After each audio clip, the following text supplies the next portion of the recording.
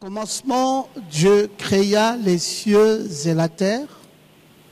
La terre était informe et vide, et il y avait des ténèbres à la surface de l'abîme, et l'Esprit de Dieu se mouvait au-dessus des eaux.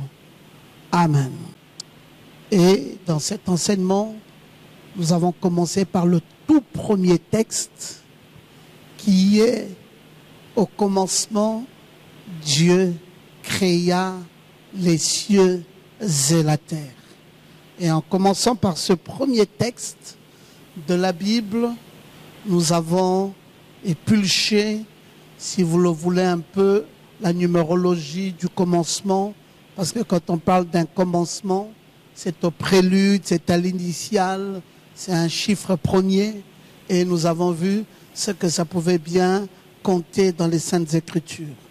Et après qu'on ait vu cela, on est arrivé à parler sur le mystère des cieux. Et là, je vous ai dit que c'est tout un enseignement, le mystère des cieux. Quand Dieu a dit au commencement, il créa les cieux et la terre. La chose qu'il fallait déjà retenir, dès que Dieu avait dit ça, c'est que ça paraît comme si, lorsque Dieu l'a dit, aussitôt, la chose s'est faite dès que Dieu l'avait dit. Malheureusement, ce n'est pas comme ça que ça s'est fait. Quand Dieu l'a dit, l'accomplissement de la promesse, l'accomplissement de la parole prononcée de Dieu, le temps que ça va prendre pour que ce que Dieu a dit s'accomplisse, le prophète William Branham va nous dire que ça va effectivement prendre des milliers d'années. Et nous comprenons pourquoi, parce que justement, dans ce qui a été dit, il y avait tellement de choses à l'intérieur qu'on ne pouvait pas croire que ça s'accomplisse du jour au lendemain. Donc Dieu a pris son temps pour véritablement voir ce qu'il devait créer et comment devait-il le faire. Alors je cherche la citation. Nous l'avons lu la fois passée. Voilà la parole parlée et la sémence originelle.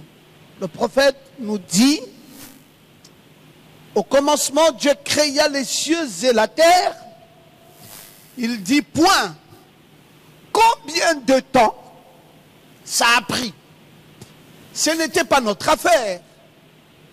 Ce qui vient ensuite, c'est qu'il présente le temps où il a mis les semences dans la terre. Mais au commencement, ça a peut-être pris des centaines et des milliards, billions d'années. Une période de temps incommensurable. Mais Dieu créa les cieux et la terre. Point. Et ça règle la question. C'est la première étape. Il ne commet pas d'erreur. Alors j'aime quand on peut dire amen à ça. Alors laissez-moi un peu descendre pour continuer à vous dire ce qui s'est produit quand Dieu a créé les cieux et la terre. Je vous assure que ce message cite de plus en plus, parce que c'est vrai que c'était des révélations que je savais dans le passé, mais en étudiant cela avec beaucoup de précision, je me suis finalement rendu compte que Dieu pouvait arrêter là. Nathanaël, Gabriel, il pouvait arrêter sa Bible là, juste sur ce premier mot. Dieu créa les cieux et la terre. Cette phrase-là peut suffire pour que toute la Bible s'arrête là. Parce que c'est un concentré. C'est un concentré de beaucoup d'événements. Alors je me pose encore la question, comment Dieu a-t-il fait pour concentrer tout ce qui devait se faire dans la suite jusqu'au quintuple ministère? concentrer cela dans ce petit texte appelé les cieux. Un petit mot, les cieux. Comment a-t-il fait pour concentrer toute l'histoire de la rédemption dans les cieux? Et puis, je me suis encore posé une autre question. Comment les théologiens feront-ils pour étudier cette question des cieux? Parce que, apparemment, ça veut simplement parler comme d'un firmament, de quelque chose qui aurait existé. Mais comment ils feront pour décortiquer ça? Ils peuvent prendre un dictionnaire biblique et puis essayer de lire ce que ça peut vouloir dire les cieux, et puis donner une définition si simple des cieux. Mais je ne pense pas que les théologiens puissent vraiment comprendre ce que ça pouvait vouloir dire. Parce que c'est trop profond. Et encore, la troisième pensée qui me traverse toujours l'esprit, c'est de bénir Dieu qui nous a envoyé Frère Branham. Est-ce qu'on peut acclamer Dieu pour cela? Le frère, c'est vrai qu'il fallait qu'un prophète soit là. Vrai qu'il fallait que Frère Branham vienne. Parce que si Frère Branham n'était pas venu, nous n'aurions pas compris l'écriture. Dieu créa les cieux et la terre. Frère Branham dit que ça a pris à Dieu des milliards, des centaines de milliards de billions d'années pour réaliser cette chose. Il dit c'était dans une période incommensurable. C'est une longue période qu'on ne peut même pas compter, et Dieu s'est donné la peine pour parvenir à créer les cieux et la terre. Cela nous amène à quoi? Cela nous amène à comprendre qu'avec Dieu, point n'est besoin de courir. Cela nous amène à comprendre qu'avec Dieu, il faut se donner du temps. Je n'ai pas entendu des gens qui disent Amen. Il ne faut pas toujours courir, mais il faut apprendre à se donner du temps. C'est quand on se donne du temps sur une chose qu'on fait bien la chose. Mais quand on ne se donne pas du temps, la plupart des temps, on ne fait pas comme il fallait que l'on fasse.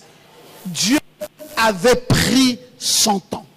Et nous comprendrons dans la suite pourquoi est-ce que Dieu s'était-il donné autant de temps. C'était quoi la nécessité de se donner autant de temps pour la création?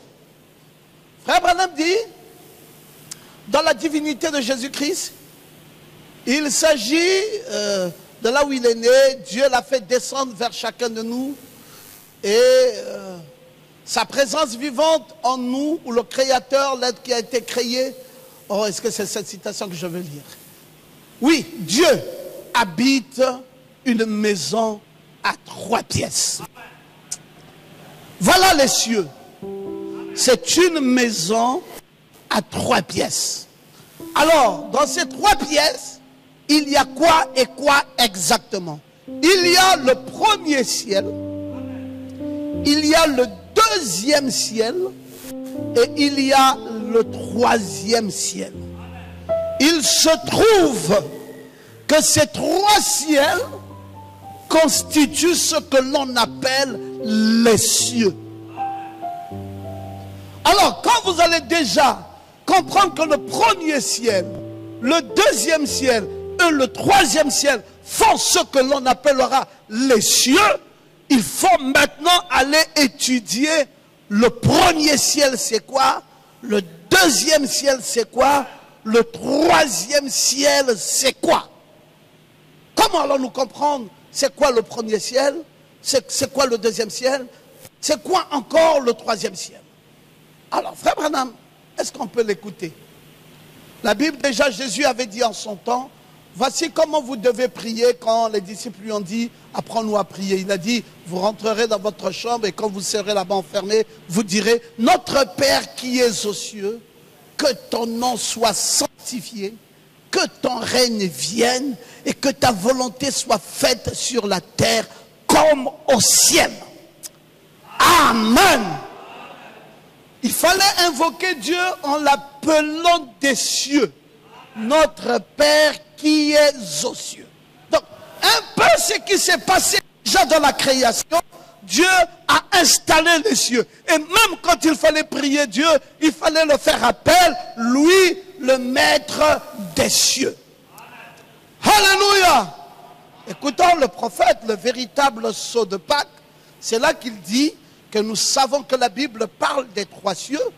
Nous savons cela, le premier ciel, le deuxième ciel et le troisième ciel. Dieu ne se trouve pas dans le ciel naturel. Dieu n'est pas dans un espace au-dessus de nos têtes. Vous savez, mes frères, là où se trouve toute la problématique, c'est que les scientifiques, voyant que Dieu n'était pas sur la terre, et que les gens devaient prier Dieu qui est aux cieux, dans les cieux, alors les scientifiques ont dit, mais c'est très facile, il ira jusque là-bas, et nous allons trouver Dieu. Et il y a un qui était très zélé, son nom c'est Yuri Gagarin. Yuri Gagarin a dit, bon, moi je suis un astronaute, et ça va être une chose très facile pour moi, je vais aller jusque là-bas, et je vais aller vérifier là où Dieu se trouve, je vais lui parler, et je vais lui dire les problèmes que nous avons sur la terre ici. Pourquoi il est allé se cacher là-bas, alors que sur la terre, il a créé les hommes, et il les a laissés dans la misère et la souffrance. Je vais aller là-bas. Yuri Gagarin est allé. C'était même pas très loin. C'est juste en 1961. Le premier astronaute du nom de Yuri Gagarin a voyagé dans l'espace. Écoutez son rapport. À son retour, Yuri Gagarin vous dit clairement, Dieu n'existe pas. Il dit, je l'ai fouillé partout dans le ciel. Je ne l'ai pas vu.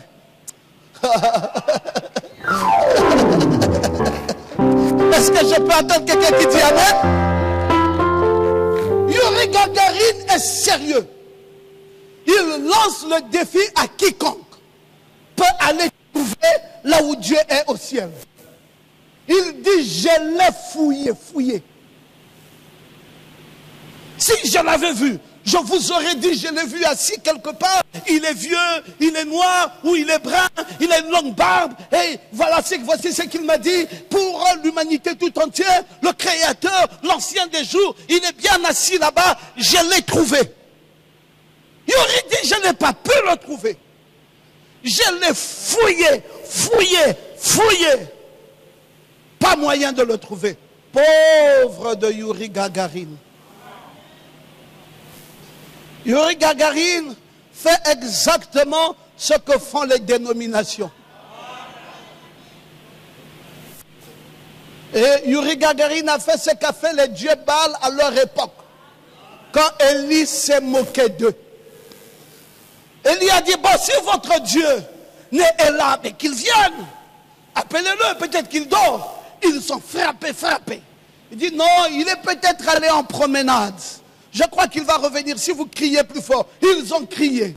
Et il leur dit, non, je crois qu'il va revenir. Mettez un peu plus de feu, mettez un peu plus d'onction, tapez le sol, frappez. Le Dieu là n'était jamais venu. Yuri Gagarin a dit, je pense plutôt que pour mettre un terme à toutes les discussions qu'il y a sur la terre, est-ce que Dieu existe? Est-ce que Dieu n'existe pas? C'est clair, je vais partir. Et quand je partirai, je reviendrai avec le rapport. Un rapport aussi simple. Et je vous dirai s'il existe ou s'il n'existe pas. Et pendant qu'il est allé, il est revenu avec son rapport selon que Dieu n'existe pas. Mais Dieu existe. À moins qu'il y a quelqu'un qui rejoint Yuri Gagarin ce soir, qui croit que Dieu existe. Ah ben oui, bien sûr qu'il existe. Il existe. Yuri Gagarin ne l'a pas trouvé, c'est vrai, mais ça ne veut pas dire qu'il n'existe pas. Pourquoi Yuri Gagarin n'a pas trouvé Dieu? Parce qu'il est allé le chercher dans un ciel naturel. Il est allé le chercher au-dessus de nos têtes. Ce sont les Anglais qui parlent de ça très bien. Ils disent que ce ciel-là, qui s'appelle comme le firmament, ils font la différence des noms. Ils disent ça, c'est le sky. Je dis, mais comment? En français, on va dire le ciel. Il dit, non, non, non, non, non, ça c'est sky. Mais dans les cieux surnaturels, qui sont des dimensions de la parole, les Anglais comprennent encore bien que quand on veut dire que Dieu est au ciel, on ne va plus parler de sky, on va parler de heaven. Oh, j'aime quand on peut dire amen. Et ils sauront faire la différence et ils vont appeler chaque nom comme cela se convient. Ils ne font pas la confusion de ciel sky et de ciel heaven. Mais en français, on va appeler tout ça ciel. Et puis, ça va être grave. Parce que c'est justement ce qui cause toutes les confusions possibles. Parce qu'on confond le ciel sky et on confond sky avec heaven. Le ciel dont nous parlons ici n'est pas ce firmament qui se trouverait au-dessus de nos têtes. Mais le ciel dont nous parlons ici, c'est heaven. Alors le ciel où est allé Yuri Gagarin, c'est sky. Il est allé le chercher là-bas. Au lieu de le chercher dans un ciel surnaturel où se trouverait la parole, il est allé chercher Dieu dans un ciel naturel. Et quand il est revenu de là, eh bien il était déçu parce que effectivement Dieu n'est pas dans un ciel naturel. Parfois même quand nous sommes dans l'avion, on essaie de regarder, ah peut-être qu'on va même le voir. Est-ce qu'il n'est pas là quelque part? Ce Dieu-là, comme on est quand même monté très haut, est-ce qu'il n'est pas là-bas? Frère, Dieu n'est pas là-bas. Mais il est où alors? Bon, on dit qu'il est dans Heaven, Heaven, c'est un ciel encore, un ciel surnaturel de la parole. Qu'est-ce que ça veut dire tout ça? Le premier ciel dont nous sommes en train d'étudier nous révèle ceci. C'est l'endroit où vont les âmes des sauvés. Alors, dites un peu amen. Ce n'est pas l'endroit où vont leurs esprits. Car ceux-ci vont dans une autre dimension. Or, l'âme va dans la 6e dimension. Et c'est la 6e dimension qui est le premier ciel. Alors, dites un peu amen. Bon, quand donc Dieu dit qu'il crée les cieux, il a déjà vu la mort. Il a déjà vu la mort et il a même déjà vu la conversion. Il a déjà vu le serpent qui apportera la mort. Il a déjà vu la rédemption. Il a même déjà balayé de regard 4000 ans pour arriver jusqu'à Jésus qui va payer le prix du rachat pour que les âmes soient sauvées et que ceux qui auront cru en lui, qui mourront en Christ, aillent dans la 6e dimension. Et il va pousser le bouchon plus loin. Oh. Est-ce qu'il y a des gens ici qui peuvent dire amen? Quel est donc cet être surnaturel qui décide de créer les cieux, mais en même temps a tout vu au même moment dans son programme, rien que dans le programme des cieux? Il n'y a que Dieu pour faire ça. Dieu, c'est un futuriste. Dieu, ce n'est pas celui qui voit maintenant. Dieu, c'est celui qui voit l'avenir. Dieu, ce n'est pas celui qui comprend maintenant. Dieu, c'est celui qui comprend l'avenir. Je voulais même dire que Dieu voit la fin avant le commencement. On lève ta main, toi, tu dis amen. Dieu te connaît. C'est pour cela, il n'y a rien en toi qui arrivera sans que Dieu ne connaisse ça. Dieu te connaît. Il connaît tes points forts. Il connaît le type de travail que tu devais faire sur la terre. Donc, tout ce que tu fais là, tu te bats, tu te bats, tu te bats comme si c'est toi qui pouvais aider Dieu. Laissez-moi vous dire, personne de nous ne peut aider Dieu. Personne de nous ne peut faire une chose pensant qu'il a réussi. Oui, j'ai fait des efforts. Le Saint-Esprit m'a aidé. Par la grâce de Dieu, j'y suis arrivé. Non, tu n'as rien fait. Tu es comme un pion que Dieu pousse.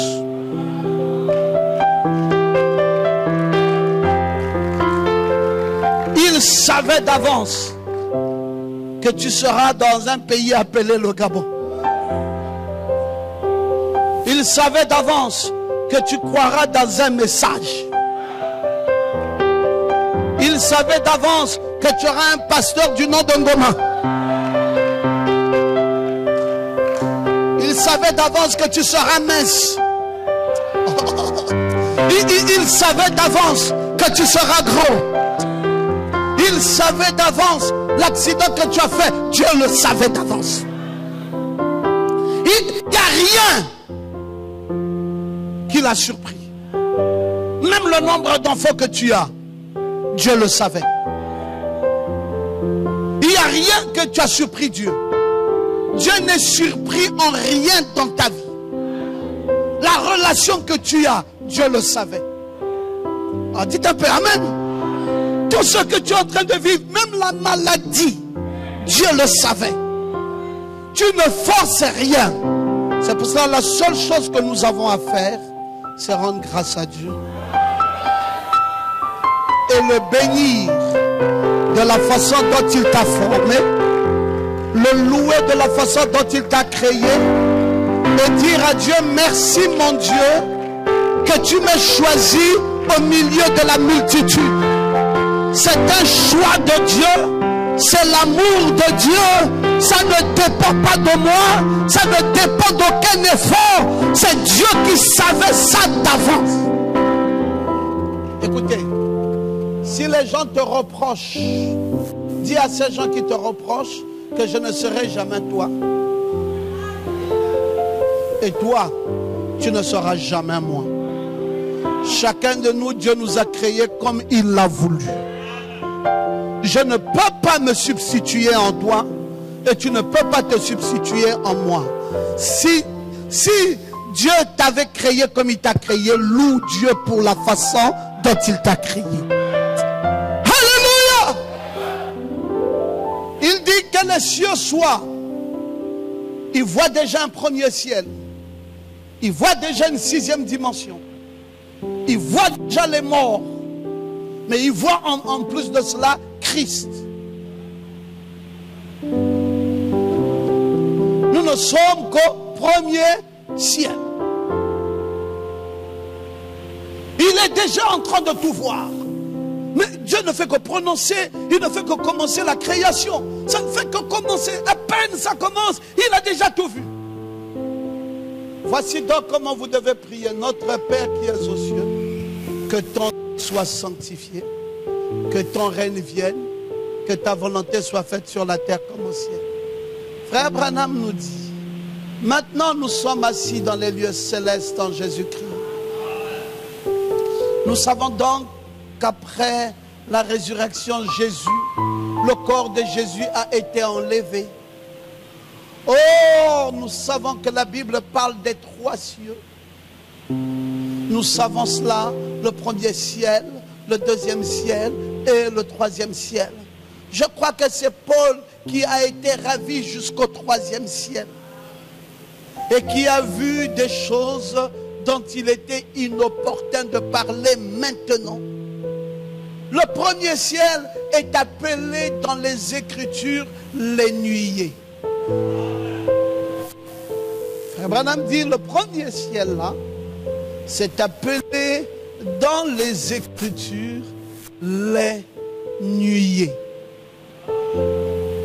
En d'autres termes, en bas ici, le sceau terrestre.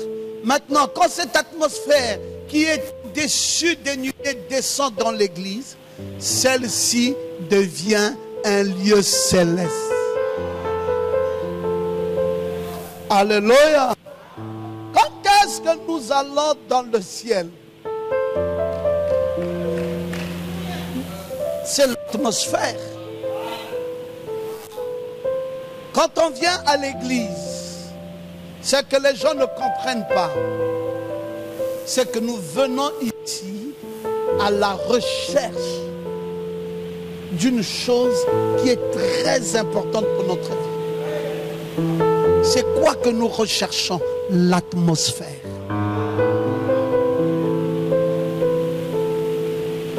On veut, quand tu rentres dans sa présence, tu sens une atmosphère, tu sens une crainte de Dieu, tu sens que ça te rapproche de Dieu, tu sens que ça t'amène à prier, tu sens que ça t'amène à pleurer, tu sens que ça t'amène à te repentir, tu sens que ça t'amène à te retrouver avec Dieu, tu sens que ça t'amène, ça te transporte, ça t'amène quelque part.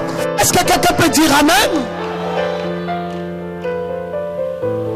Je ne voudrais pas moi aller dans une église où les gens mangent, où les gens chuchotent, où les gens blaguent. J'aimerais aller dans une église où les choses sont calmes. Une église où on peut sentir la présence du Très-Haut. Est-ce que quelqu'un dit Amen?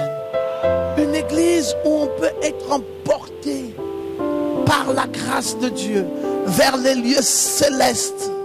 Une église où je peux sentir que Dieu était dans la salle ce soir. J'ai senti sa présence, j'ai senti son amour, j'ai été transporté dans les lieux célestes. J'ai aimé d'avoir été devant lui. C'est une atmosphère. Et le prophète parle. Il dit le premier ciel est appelé dans les Écritures les nuées. En d'autres termes, sur le sceau terrestre maintenant, quand cette atmosphère qui est au-dessus des nuées descend, cette atmosphère descend dans l'église, alors l'église devient un lieu céleste. Les seconds cieux sont considérés comme le système solaire. Les troisièmes cieux sont au-delà de cela. Dites encore Amen. Alors, nous sommes en train d'étudier le premier ciel. Il dit dans la communion par la rédemption, je n'ai jamais cru que le ciel était un endroit où il y a un tas de bâtiments. Dites Amen. Où il y a un tas de maisons faites de mortier, dont les murs sont tapissés et dont les murs sont peints. Je n'ai jamais cru qu'un être surnaturel devait habiter dans une maison littérale. Maintenant, faites très attention. Quand vous dites, il est mort, il est allé au ciel. Je sais comment toi tu comprends ça. Quand tu dis il est mort, il est allé au ciel. Regardez comment les gens comprennent. Ils comprennent que pendant qu'il est mort, il a voyagé.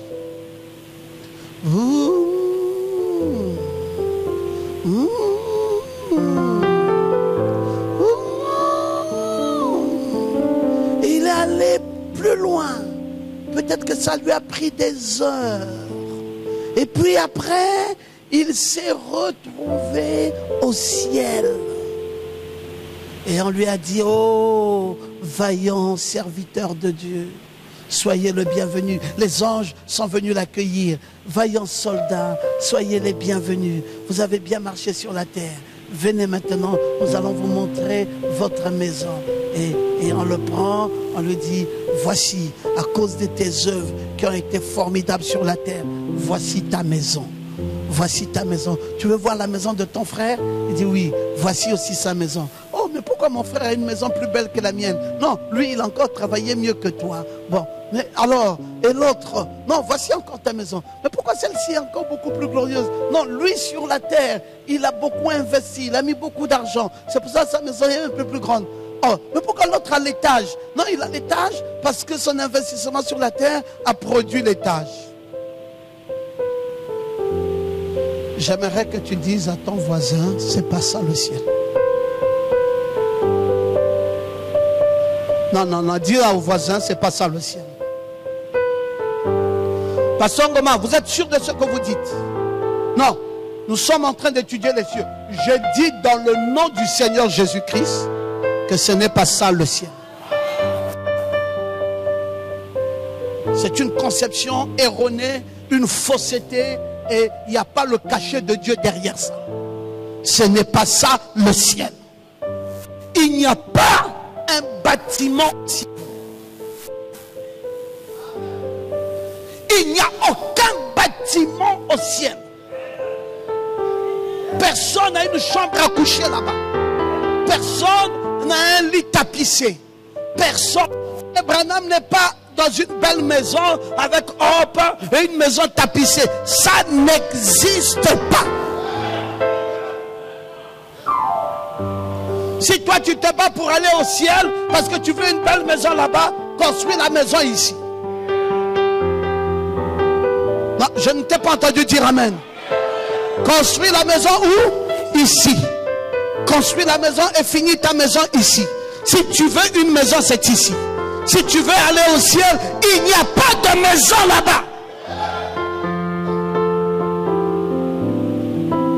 Si alors donc il y avait une maison, c'est que c'est une vanité. C'est qu'on peut quand même comparer cette maison que Dieu veut m'offrir là-bas avec celle que j'ai pu avoir sur la terre. Et si celle que j'ai sur la terre est mieux, pourquoi alors aller là-bas? Je préfère rester ici. Si Dieu n'a pas pu me donner une qui est meilleure par rapport à celle que j'ai pu trouver ici, pourquoi voudrais-je aller là-bas? Branham dit, ce n'est pas un endroit où il y a un tas de bâtiments. Ce n'est pas un endroit où il y a un tas de maisons faites de mortier, dont les murs sont tapissés, dont les murs sont peints. Je n'ai jamais cru qu'un être surnaturel devait habiter dans une maison littérale. Je crois que Jésus, en parlant dans Jean 14, disait, dans la maison de mon Père, il y a plusieurs demeures. Il voulait dire un corps, un lieu d'habitation. Dans la maison de mon Père, il y a plusieurs corps. Oh, j'aime quand tu peux dire amen. Il ne voulait pas parler de la maison littérale, parce que ce n'est pas une question de maison littérale.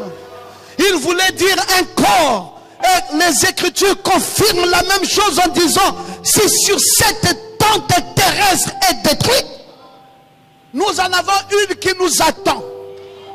Alléluia! C'est pour cela, les amis, il n'y a que 3 corps. Il n'y a pas 4. Le corps-ci, c'est le corps animal. Dites amen. C'est le corps charnel. Dites encore amen. C'est le corps physique. Dites amen. C'est la maison pestiférée du diable. Dites amen. Ce corps n'a jamais été racheté. Ce corps. S'il y a une chose vulnérable que nous transportons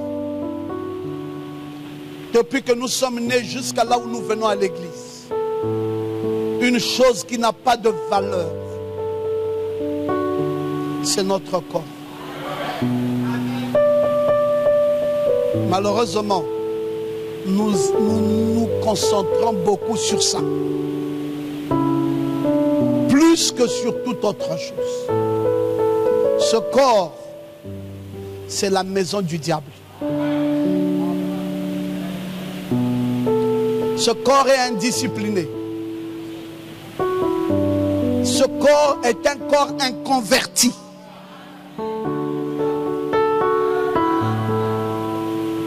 Ce corps, c'est un corps qui n'héritera pas le ciel. Ce corps, c'est un corps qui est poussière et qui retournera à la poussière.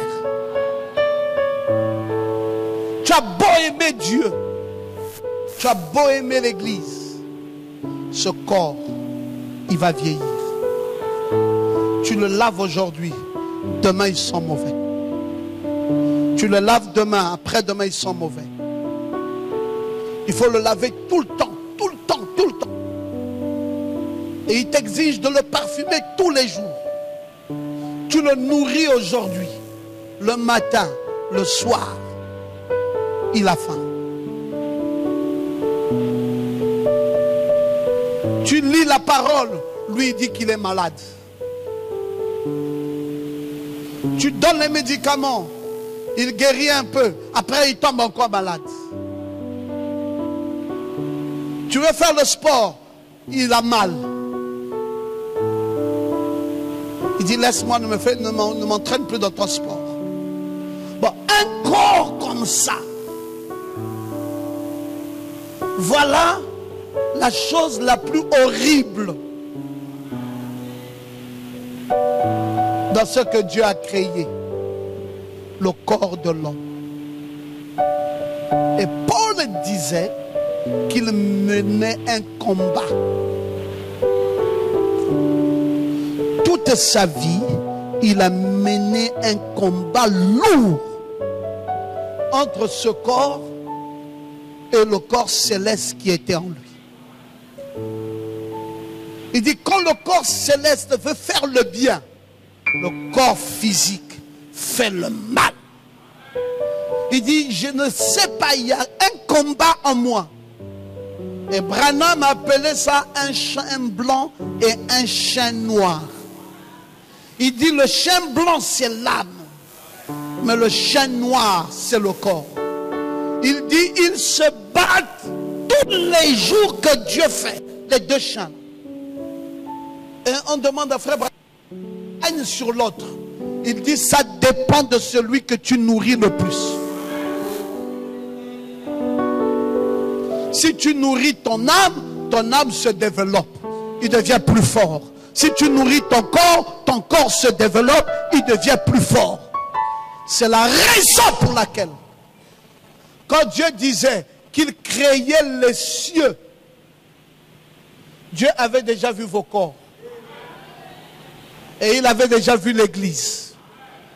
Et il voulait que chaque âme puisse considérer la parole plus que toute autre chose. Pourquoi nous venons à l'église? Est-ce que nous venons à l'église parce que nous n'avons rien à faire dans le monde? Nous venons à l'église parce que nous n'avons pas d'autres occupations? Est-ce que c'est parce que c'est un meilleur endroit pour nous d'être distraits? Nous venons à l'église pour une seule raison. Nous ne venons pas à l'église pour des amitiés. Avant de venir à l'église, on ne se connaissait pas. Nous ne venons pas à l'église parce que je vais gagner la confiance d'un frère. Avant l'église, je ne connaissais pas ce frère. La raison qui nous amène à l'église, c'est parce que Dieu avait mis en moi une âme. Et cette âme a besoin de se nourrir. Et cette âme ne se nourrit que de la parole. Oh, je voudrais que quelqu'un dise Amen. Alléluia. Alors, cette maison-là n'est pas une maison physique littérale. C'est un corps. Dans la maison de mon père, il y a plusieurs demeures. Il voulait dire un corps, un lieu d'habitation. Et si cette tente est détruite, j'en ai un autre qui m'attend de l'autre côté. Les êtres mortels sont les seuls à vivre dans des habitations mortelles. Alors dites encore Amen. Les êtres mortels sont les seuls à vivre dans les habitations mortelles. Et les êtres immortels habitent dans des habitations immortelles. Suivant. Là où toi tu es, tu sais que tu ne mourras jamais. Parce que tu es un être immortel. Tu es immortel, tu ne peux pas mourir. C'est impossible pour toi de mourir. Le jour où tu seras étendu, le souffle sera parti, tu dors. Mais mourir, tu ne peux plus mourir. Parce que tu étais déjà mort une fois. Tu étais passé de la mort à la vie. Et tu as reçu sur la terre ici la vie éternelle. Qui croit ça? Tu as une vie éternelle. Où elle est? Elle est dans ton âme. Ton parent, lui, il peut mourir. Mais toi, tu ne mourras pas. Alors tu vis où? Tu vis dans une tente éternelle. Une habitation éternelle, immortelle. Alors, le lieu dans lequel on va, en entendant de revenir, je reviendrai dessus. Ce n'est pas un lieu fait de briques, ni de mortier, ni d'argile, ni de pierres précieuses, ni de joyaux. C'est un état. C'est une condition. Nous sortons de cette dimension où nous vivons pour rentrer dans une autre dimension. Et c'est une maison, c'est un tabernacle et c'est une demeure. Cette citation que je viens de lire est très corsée. Il faudrait que je revienne dessus pour vous expliquer ce que Frère Branham voulait dire pendant qu'il parlait de ces demeures. Alors, notre Dieu lui aussi fait la même chose. Il habite une maison à 3 pièces. L'homme a également 3 sphères, à savoir le corps, l'esprit et l'âme. Lorsqu'un croyant rentre à la maison, il se dissocie. Quand on dit il est mort, c'est un frère en Christ, il vient de mourir. Alors, mort là veut dire quoi? Les choses se dissocient en lui. Son âme va dans la 6e dimension. Laquelle 6e dimension est le premier ciel. C'est là où c'est encore appelé l'autel de Dieu. Son esprit va à la 4e dimension. Dites un peu Amen. Et son corps retourne à la poussière où il a été tiré. Donc, chacun retourne à sa place. Son âme, comme c'était une âme prédestinée, comme c'était une âme convertie, comme c'était une âme de Dieu, ça part où? Ça retourne directement là-bas à la 6e dimension, qui est le premier ciel. Alléluia. Maintenant, son esprit part à la 4e dimension. Quand son esprit part à la 4e dimension, ça part où? À la 4e dimension. Quand vous écoutez ces mots-là, c'est comme si c'est des gentils mots, c'est des beaux mots, mais est-ce que vous pouvez les comprendre? Tels que nous sommes ici, dans l'église ici. Si vous prenez un transistor, une radio, vous posez là, vous cherchez la fréquence. Vous trouvez la fréquence, ça commence à parler. Vous prenez la télévision, vous posez là. Vous cherchez, boum, ça capte une fréquence, c'est là. Maintenant vous dites, bon, où sont les voix là? Vous cherchez les voix là. Vous pouvez même mettre un mur autour. Les voix la traversent. Où sont les images là? Vous pouvez mettre un mur, les images la traversent. Mais celui qui est dans les images là est où lui-même? Il est assis dans une petite maisonnette aux États-Unis. là-bas aux États-Unis assis. Mais toi ici, en ouvrant les chaînes, tu le retrouves. Dis ta paix, amen. Tu prends ton téléphone, tu formes un numéro, paf, il est là dans ton téléphone. Tu peux même lui dire, montre-moi là où tu dors. Il te montre. Et tu vis les États-Unis tout en étant ici. Alors cette chose-là, que la science a développée, la science a triché. La science a triché la 4e dimension où? Parce que pendant que nous sommes ici dans l'église, il y a des esprits ici.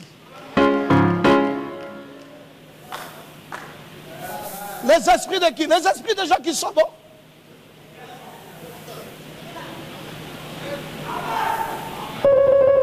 Ils sont là. Je n'entends pas. Bon, pendant que nous prêchons le message, eux, ils écoutent aussi. Et ils disent Amen, pasteur. Ils disent Alléluia, gloire à Dieu. Mais pasteur, pourquoi on ne les voit pas? Mais ils sont dans une autre dimension. Mais pasteur, j'aimerais les voir. Tu ne peux pas les voir parce que toi-même, tu es dans une autre dimension et eux sont dans une autre dimension. Toi, tu vois quoi? Toi, tu vois juste 3 dimensions. Tu vois la lumière, tu vois le temps, tu vois la matière et tu vois le temps. Voilà les choses que tu vois. Tu peux voir l'abyssie, tu peux voir la lumière et tu peux voir le temps. Et tu es conditionné parce que ce corps te conditionne à 3 dimensions seulement. Ce corps t'amène à voir juste la lumière, t'amène à voir juste la matière et t'amène à voir juste le temps. Oh, il commence à faire nuit. Tu dis, ah, oui, c'est fait maintenant tard. Voilà le corps qui te conditionne. Mais, si Dieu peut te faire la grâce, là où tu es assis là, tu peux entendre d'autres voix. Tu peux même entendre des cantiques. Tu peux entendre des mélodies. Tu dis, mais j'entends des cantiques. Il ne faut pas dire ça à quelqu'un qui est à côté de toi qui est charnel. Parce que la personne peut te talocher. Mais quel cantique tu entends? Dis, mais je suis le seul à entendre ça. Une belle mélodie en train de passer là maintenant. Dis, hé frère, attention, tu commences à vouloir devenir fou. Ce n'est pas la folie. C'est une question de dimension. Dites encore Amen. Alors nous sommes à l'église.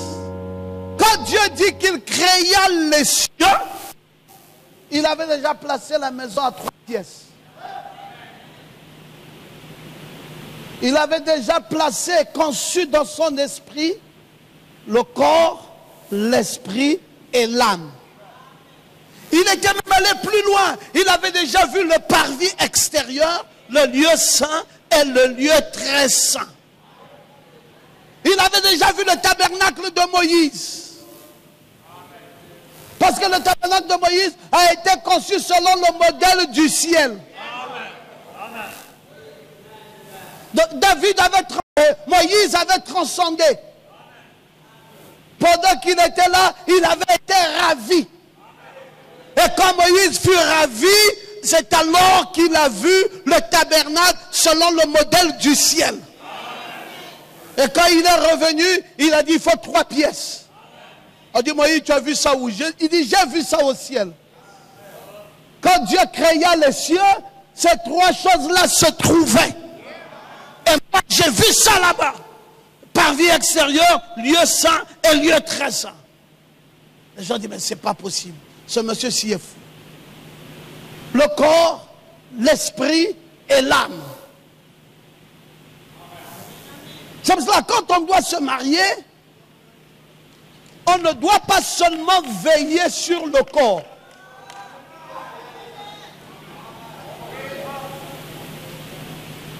Si tu te maries sous la base du corps, tu peux aller en enfer bêtement. Il faut te marier selon les dispositions d'esprit et d'âme.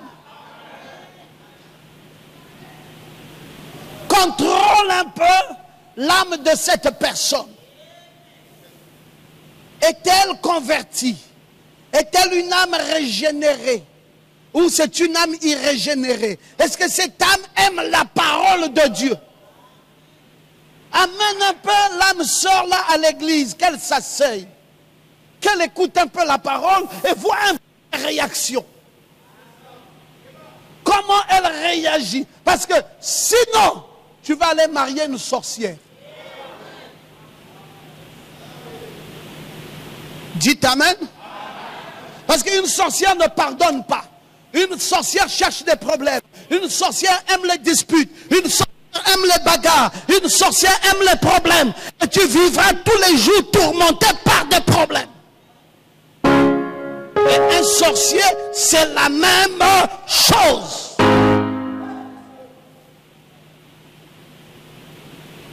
Alors, est-ce que ça vous va? Est-ce que c'est bien pour tout le monde? Parce que c'est lent. On avance un tout petit peu. Maintenant, le chrétien, lorsqu'il meurt, Frère Branham dit dans l'état présent de mon ministère, il va sous l'autel de Dieu. Directement dans la présence de Dieu, sous l'autel. Il est au repos. Alors là, sous l'autel, le chrétien va au premier ciel. Il est mort, mais il est au premier ciel. Il est à l'autel de Dieu, il est à la 6e dimension.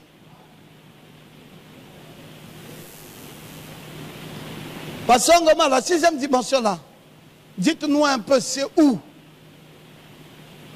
C'est quelle distance à peu près? Un peu comme Quito d'ici jusqu'en tout? Non?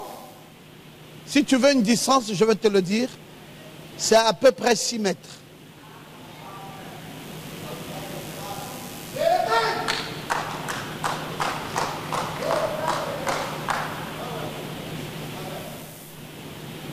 Bon, là maintenant c'est l'université. Hein? Il y a des gens qui ne vont plus suivre. Donc, il n'est pas loin. Il est mort, oui, mais il est à côté.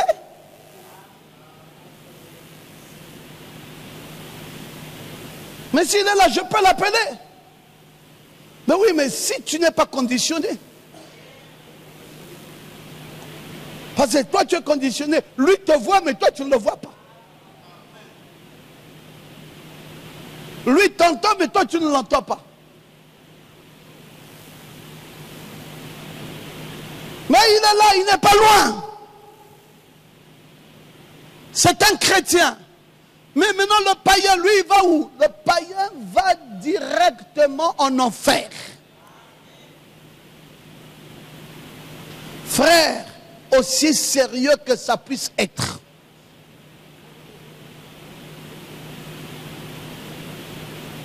En dehors du fait que, bon, l'église, on vient, on paye les dîmes, on paye les offrandes, des choses qui sont peut-être lourdes à supporter, parce que c'est trop conditionné par beaucoup de soucis. Il faut prendre des taxis pour venir à l'église, il faut prendre du temps pour écouter la parole. Mais, il y a une chose à laquelle tu dois retenir. C'est que si ton âme-là n'est pas nourrie par la parole, cette âme-là ira en enfer. Et il ne faut pas souhaiter, même à son plus grand ennemi, d'aller en enfer. L'autre jour présent du rocher. Quand nous mourrons, nos âmes iront sous l'autel de Dieu. Maintenant, Branham dit, j'ai eu le privilège de voir cet endroit. Oh, dites un peu Amen. Nous avons reçu un prophète complet. Ce prophète peut nous dire là là où ça se trouve avec exactitude. Il dit qu'il a eu le privilège d'aller à cet endroit. Il dit, dans la communion par la rédemption, après s'être sorti de ce corps-ci, sorti de la lumière cosmique et du pétrole et des éléments qui vous composent, vous entrez dans la 4e dimension. Et de là, la 5e dimension, puis la 6e dimension. Dieu est donc dans la 7e dimension. Vous êtes juste sous son autel. Quand vous sortez de ce corps, vous allez sous l'autel de Dieu. Dieu, lui, il est à la 7e dimension. Et les gens qui sont en enfer sont à la 5e. Et vos esprits planent dans la 4e dimension. Et vos frères et sœurs en Christ sont dans les 3 premières dimensions. L'état présent. Maintenant, dans cette vision, je crois que j'ai été enlevé dans cette 6e dimension. Regardant en arrière ici-bas, je pouvais regarder en arrière, voyez-vous, la vue n'est pas exactement avec les yeux qui sont terrestres. Mais la vue est une chose plus grande. La vue qu'ils ont là, leur contact dépasse de loin n'importe quel contact de nos sens naturels. Dites Amen. Quand vous allez là-bas, ces morts-là, leur contact à eux dépasse. Frère Branham dit de loin, n'importe quel contact au sens naturel. Ou quel sens naturel contacterait. Ils voient, ils comprennent et ils vous regardent. Tantôt, ils sont là, les morts en Christ. Tu as un problème, ils peuvent venir là comme un esprit. Il dit, il va te sortir de là. Tu sens simplement comme une présence. Tu sens comme une chair de poule. Mais tu ne sais pas ce qui vient de se passer là. Tu te dis, mais mon Dieu, je me suis senti un peu bizarre là. L'esprit de celui qui est mort en Christ, qui est à la 6e dimension, est arrivé jusqu'à toi.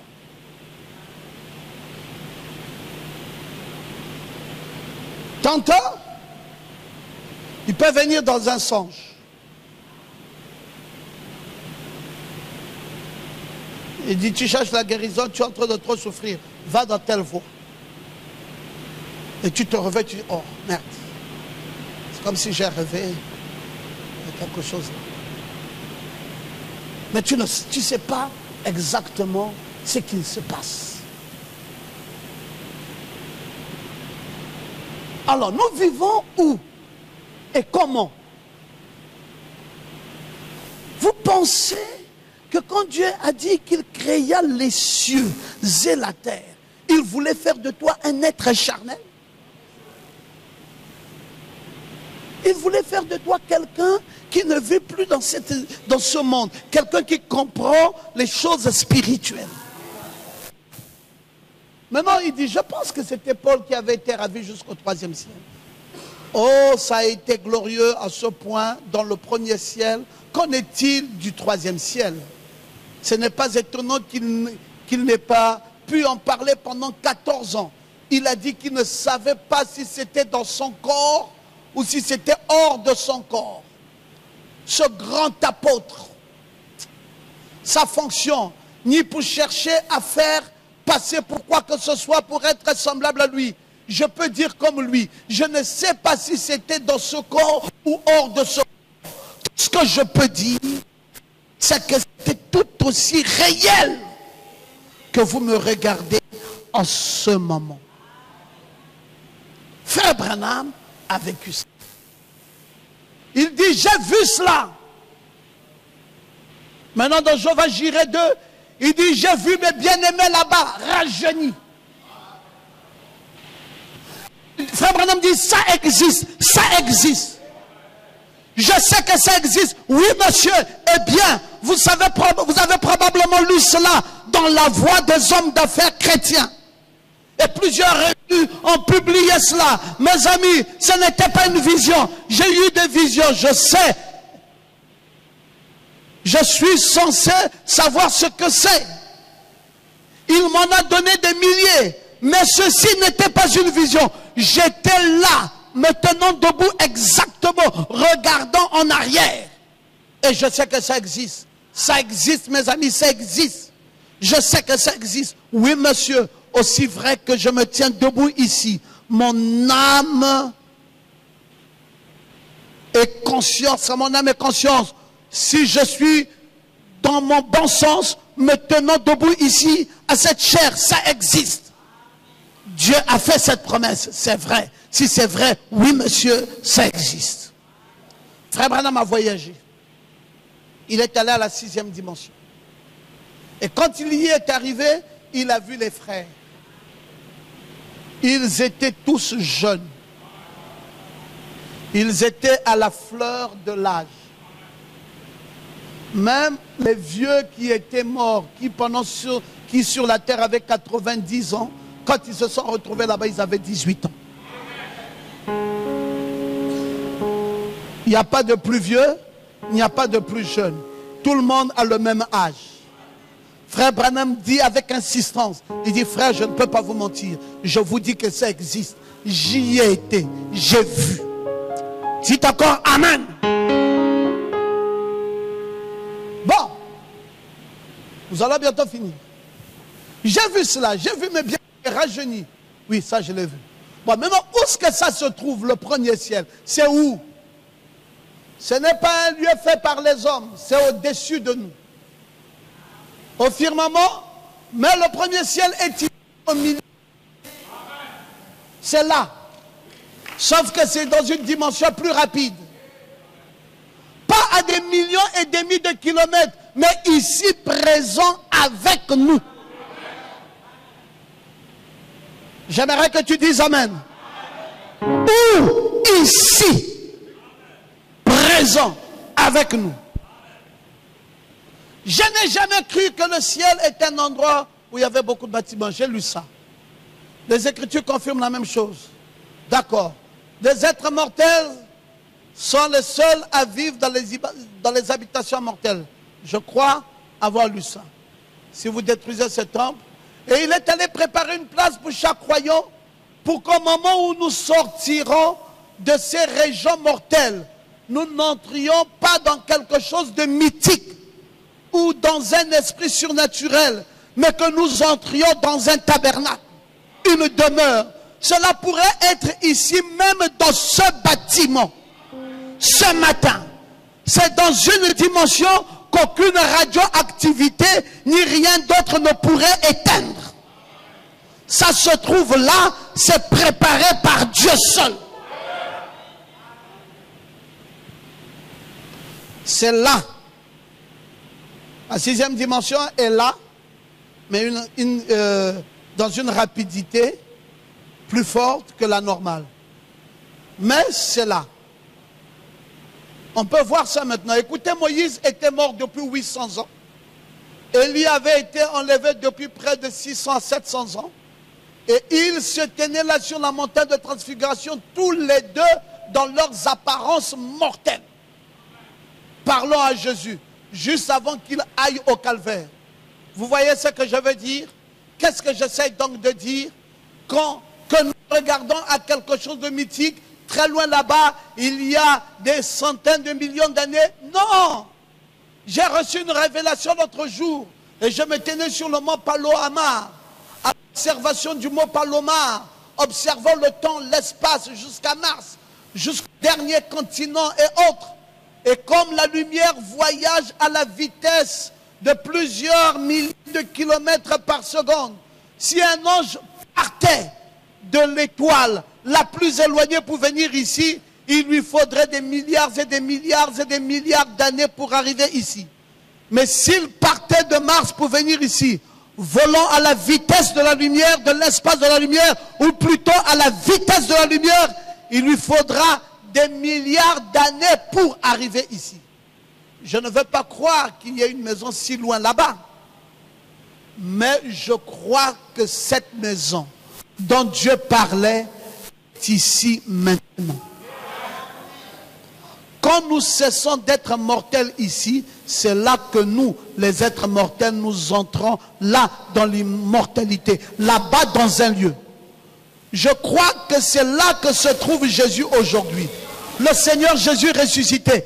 Pas très loin là-bas, quelque part à 1 million de kilomètres. Juste ici, présent avec nous maintenant. Bon, Frère Branham a révolutionné le christianisme. Frère Branham nous a clairement dit maintenant qu'il n'y a plus rien à chercher plus loin. Toi qui cherches les choses loin, il faut faire des longs jeûnes, il faut prier, il faut crier, il faut chercher parce que c'est très loin. Frère Branham nous a dit que tout est ici. Même le Seigneur Jésus-Christ est là où tu es assis. Le monde des esprits, c'est là où tu es. Tout ce que tu veux avoir est exactement là où tu es. Ah, vas-y dire Amen. C'est très fort, c'est révolutionnaire. Tu dois comprendre ça maintenant. Que tu ne dois pas passer cette année sans rien obtenir. Parce que tout ce que tu veux est à côté de toi. Il n'y a rien qui est à des milliers de kilomètres. Tout est là. C'est là. Quand tu te lèves, la gloire de Dieu se lève avec toi. Quand tu parles, c'est Dieu qui parle avec toi.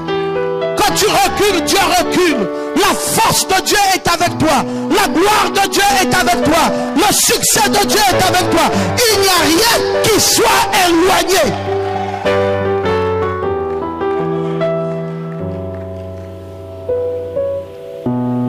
Qu'est-ce qu'il nous faut maintenant?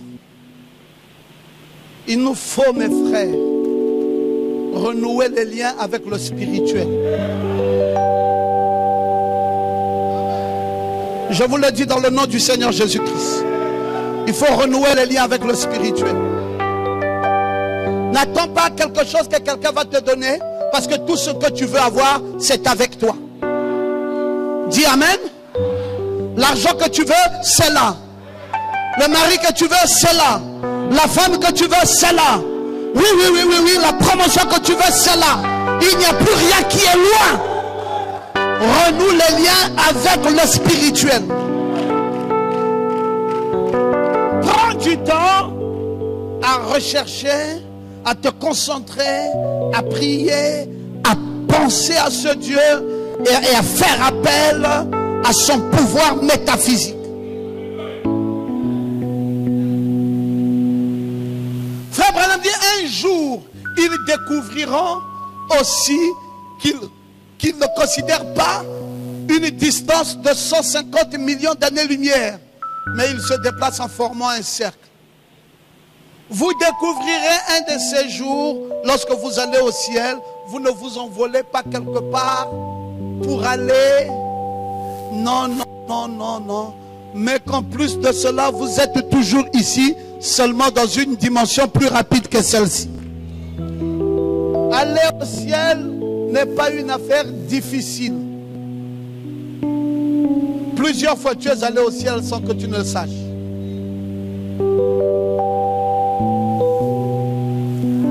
Viens dans l'église, assieds-toi, concentre-toi.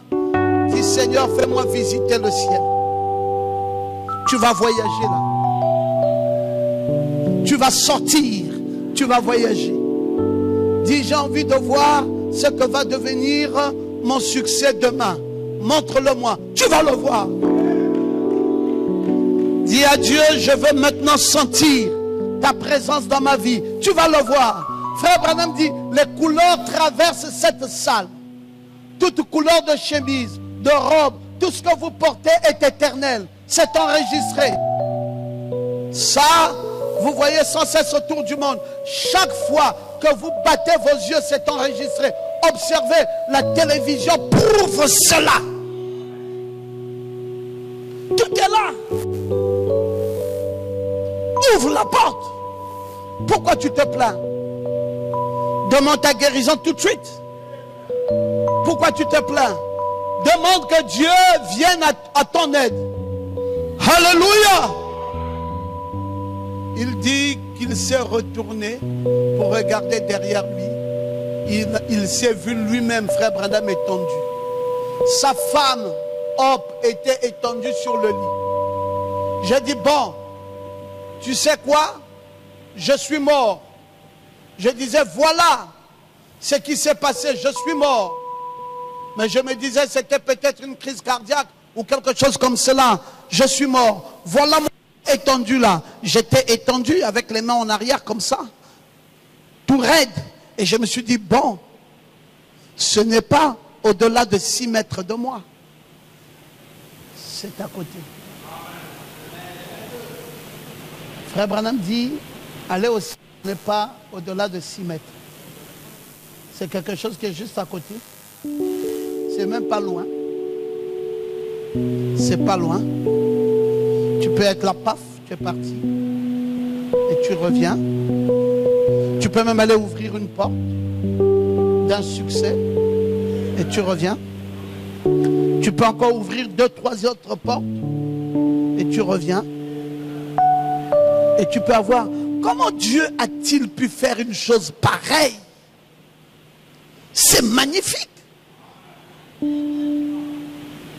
Pasteur Ngoma, tout ça, seulement dans les cieux. Oui, seulement le premier ciel.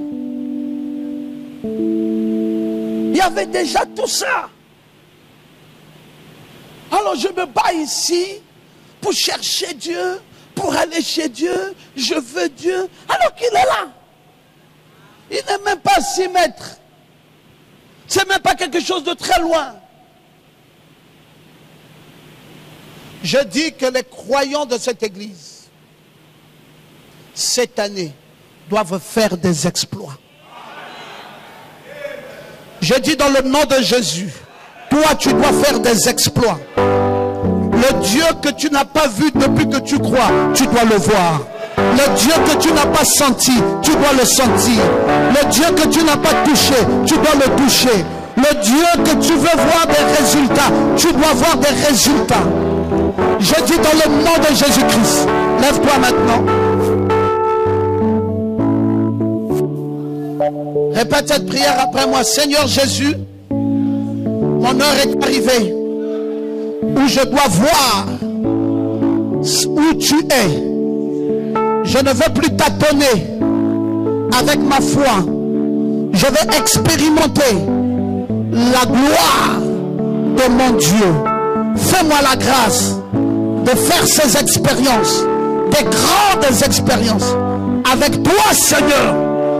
Je veux voir ce que je suis avec toi, ce que je peux avec toi. Accorde-moi ta faveur. Écarte toute la puissance de l'ennemi loin de ma vie, dans le nom de Jésus, et donne-moi ta victoire totale dans le nom de Jésus-Christ. Je crois que ma maladie est partie, ma souffrance est partie, mes douleurs sont parties, mes soucis sont partis, et même la mort que je peux ressentir autour de moi est partie. Et je fais appel à la vie, à la réussite, au succès dans le nom de Jésus-Christ.